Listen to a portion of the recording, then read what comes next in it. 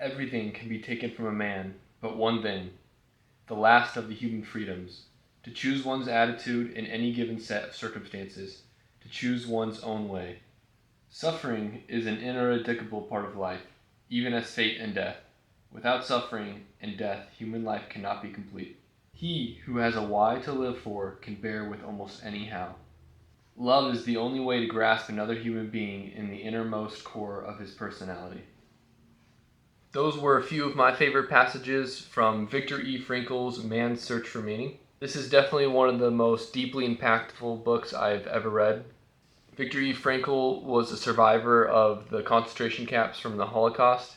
He went through multiple concentration camps, lost everybody he loved and cared for, and just suffered some of the most horrible experiences a man can suffer.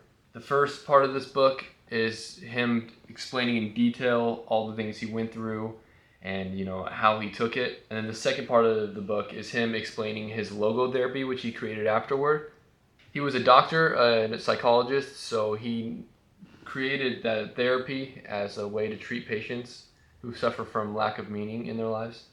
The experiences he goes through and the experiences he talks about in this book really just hit you a certain way compared to other stories and books. It's truly tragic and horrible, the things that happened in the concentration camps, and he spares no details at all. If you choose to read this book, it's definitely going to be a hard read for some parts of it. But in the end, the conclusions Viktor E. Frankl draws are just really inspiring and just really hit to the core of what it is to be a human. The lessons this book has to offer are some of the best when it comes to the question, what is the meaning of life? Out of all the books I've ever read, this book definitely handles that question the best. He kind of breaks it down from one simple question to just a whole broad definition of all sorts of things. Basically explains that the meaning of life is different for everybody, and it's not something that can be answered. In the end, this book truly is just about purpose and meaning and love, and how human beings can conquer through anything. It sends a message to everyone that most self-help books don't. This book makes it clear what the limit for human potential is and what all human beings are capable of. I think this book truly is a must-read for everybody, and I think a lot of people agree with me because it's one of the most popular books out there in the self-help genre.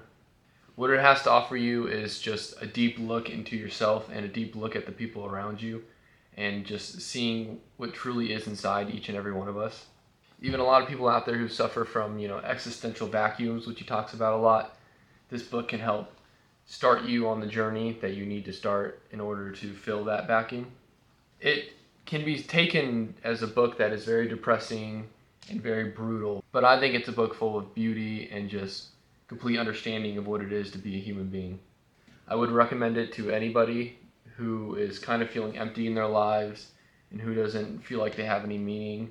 I would also recommend it to anyone who's interested in hearing experiences from the concentration camps and what it took to get through such experiences. In the end, though, all I know for sure is that if Viktor E. Frankl and all the other victims of the Holocaust and the concentration camps can get through what they did and still find meaning, then you definitely can too.